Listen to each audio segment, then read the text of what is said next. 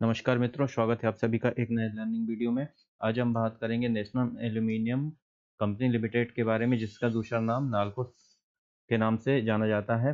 तो यहाँ पे वीकली टाइम फ्रेम लगा हुआ है। आप यहाँ पे देख सकते हैं कि वीकली टाइम फ्रेम में हमें यहाँ पर एक 49% के आसपास की गिरावट देखने को मिली थी। इसके बाद लगभग यहाँ पे 67 रुपए के आसपास का सपोर्ट बनाता हुआ स्टॉक हमको एक बाइंग ट्रेड में देखने को मिला है। इसकी एंट्री, स्टॉप लॉस और टारगेट को की बात करेंगे।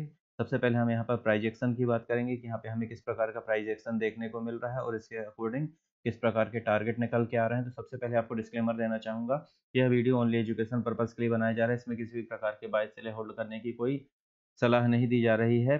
किसी भी प्रकार से ट्रेड लेने से पहले आप अपने फाइनेंशियल एडवाइजर से अवश्य सलाह लें। तो चलिए वीडियो को प्रारंभ करते हैं। यहाँ पे हम देख सकते हैं कि यहाँ पर सबसे पहले आप देखिए कि यहाँ पर हमको एक कप एंड हैंडल पैटर्न देखने को मिल रहा है और इस कप एंड हैंडल पैटर्न का हमको यहाँ पर ब्रेकआउट देखने को मिला। मैं यहाँ पे एक ड्रॉ कर देता हूँ। ये हमारा कप हो गया और यहाँ पे एक हैंडल हो गया और इस कप एंड हैंडल पैटर्न का यहाँ पे हमको ब्रेकआउट देखने को मिला। और ये जो ब्रेकआउट था, यहाँ पे आप देख सकते हैं कि ये जो कैंडल थी, ब्रेकआउट कैंडल हमारी थी 1 सितंबर 2023 की। 1 सितंबर 2023 को ब्रेकआउट हुआ और इसके अगले दिन हमको ब्रेकआउट कंफर्मेशन कैंडल मिली। ब्रेकआउट कंफर्मेशन कैंडल मिलने के बाद यहाँ पे देखिए आप कि लगभग यहाँ से आप देखेंगे तो एक वीक में लगभग 20% के आसपास की ग्रोथ आई थी, जिसके कारण यहाँ पे हमको थोड़ा सा प्रॉफिट बुकिंग भी देखने को मिली। और यहाँ पर इसके बाद हमको ये देखिए यहाँ पे एक रेजिस्टेंस लाइन बनती हुई दिख रही है। इसका आज बहुत अच्छे वॉल्यूम के साथ और अच्छी बुलिश कैंडल के साथ यहाँ पर हमको ब्रेकआउट देखने को मिल रहा है। तो चूंकि यहाँ पे ब्रेकआउट भी कंफर्म हो गया, इसलिए हमारी ट्रेड यहाँ पे इनिशिएट हो सकता है। तो हमारा जो ट्रेड बनता है वो इस कैंडल के हाई के ऊपर से यहाँ पे हमारी एंट्री होगी।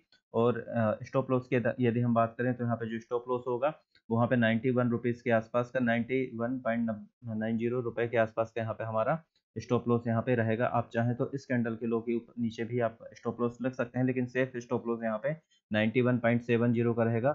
यहाँ पे स्टॉप लॉस चूंकि बड़ा हो जाएगा, लेकिन यहाँ पे टारगेट भी बड़े हैं, इसलिए थोड़ा सा हमको स्टॉप लॉस भी बड़ा देखने को मिलेगा।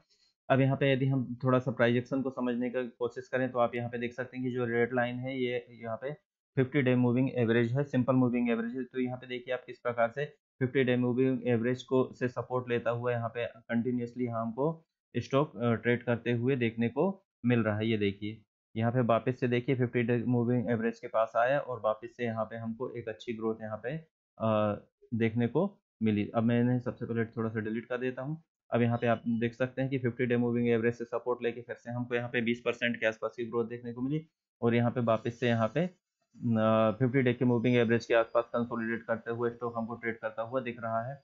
ये इसके साथ साथ यहाँ पे एक ट्रेंड लाइन भी आ रही है। इस ट्रेंड लाइन का सपोर्ट भी है। आप चाहें तो इस ट्रेंड लाइन के नीचे भी स्टॉप लॉस रख सकते हैं। तो ये तो यहाँ पे हम प्राइस एक्शन की बात कर रहे हैं। अब हम यदि बात करें इसके टारगेट की, तो इसका जो टारगेट होगा वो टारगेट हमारा जो निकल के आ रहा है 127 रुपए 30 पैसे के आसपास का निकल के आ रहा है। और ये लगभग लगभग यहाँ पर आप देखिए ऑल टाइम हाई के आसपास का है, बल्कि ऑल टाइम हाई के से नीचे हमको टारगेट मिल रहा है। जी, ये बहुत अच्छी बात होती है कि यदि ऑल टाइम हाई के से पहले हमारे टारगेट अचीव हो जाएं, तो यहाँ पे क्योंकि ऑल टाइम हाई के पास से हमको एक रिजेक्शन देखने को मिल सकता है। तो चलिए, ये हमारी एंट्री की बात हमने कर ली, स्टॉप लॉस की बात कर ली। अब हमारे टारगेट यहाँ पे काफ़ी बड़े टारगेट हैं, लगभग 30%, 30.94 यानी कि 31% हम बोल सकते हैं। 31% के टारगेट हैं। तो क्या ये 31% के टारगेट हमारे अचीव हो पाएंगे? जब भी हम किसी बड़े टारगेट की बात करते हैं तो हमें ये देखना होगा कि बड़े टारगेट अचीव करने के लिए फंडामेंटल हमारे स्ट्रॉन्ग है या नहीं। यदि फंडामेंटल का सपोर्ट हमें मिलता है तो वहाँ पे हमारे टारगेट अचीव होने की संभावनाएं बढ़ जाती हैं। तो सबसे पहले हम इसके फंडामेंटल के बारे में बात करेंगे। तो देखिए, मार्केट कैप 17,858 करोड़ रुपए का है। पीई 13.7 और स्टॉक पीई 21.8 है। तो स्टॉक अभी अंडर वैल्यूड है। ये बहुत अच्छी बात है। आरओसी 15.1 और आरओई 12% है। लगभग ठीक है, थोड़ा कम है लेकिन ठीक है। कंपनी के ऊपर डेप्ट 105 करोड़ का है और डेप्ट टू इक्विटी रेशो 0.01 है। तो लगभग इसको हम डेप्ट फ्री कंपनी कह सकते हैं। पीईजी रेशो 0.83 है, ये भी ठीक है। प्रोमोटर होल्डिंग 51.3% की यहाँ पर प्रोमोटर होल्डिंग दिख रही है। अब यदि हम इसकी सेल्स के बारे में बात करें, तो क्वार्टरली सेल्स के बारे में बात करें तो यहाँ पे देखिए क्वार्टरली जून 2023 में 3178 करोड़ की सेल यहाँ हमको देखने को मिल रही है। लास्ट क्वार्टर से यहाँ पे हमको थोड़ी सी सेल में कमी देखने को मिल रही है। यदि हम प्रॉफिट बिफोर टैक्स की बात करें तो प्रॉफिट बिफोर टैक्स में भी हमको थोड़ी सी कमी देखने को मिल रही है लास्ट क्वार्टर से, और नेट प्रॉफिट में भी यहाँ थोड़ी सी कमी देखने को मिल रही है। यदि हम ईयर ऑन ईयर इसका एनालिसिस करें तो यहाँ पे देखिए आप सेल्स की बात करें तो मार्च 2023 में 14,255 करोड़ की सेल्स है और मार्च 2022 में 14,215 करोड़ की सेल्स थी। तो लगभग सेल्स सेम है। और मार्च 2021 में देखिए तो 8,956 करोड़ की सेल्स है। तो यहाँ पे आप देखिए कि 2020 से यहाँ पे कंटिन्यू हमको सेल्स में वृद्धि देखने को मिल रही है। और यदि हम यहाँ पर प्रॉफिट बिफोर टैक्स की बात करें तो प्रॉफिट बिफोर टैक्स में भी देखिए यहाँ पे आप लास्ट ईयर से थोड़ी सी हमें कमी देखने को मिल रही है और नेट प्रॉफिट भी यहाँ पे कम हुआ है। यदि हम यहाँ पर बैलेंस शीट की बात करें तो रिजल्ट यहाँ पे देखिए आप इस कंपनी के पास 2012 में 10,426 करोड़ का रिजल्ट था और यहाँ पे 2023 की बात करें तो 12,320 करोड़ रुपए का यहाँ पे रिजल्ट हमको देखने को मिल रहा है। CWIP की बात करें तो 3269 करोड़ रुपए की CWIP यहाँ पे हमको देखने को मिल रही है। कंपनी के पास 7,303 करोड़ रुपए का फिक्स एसेट है।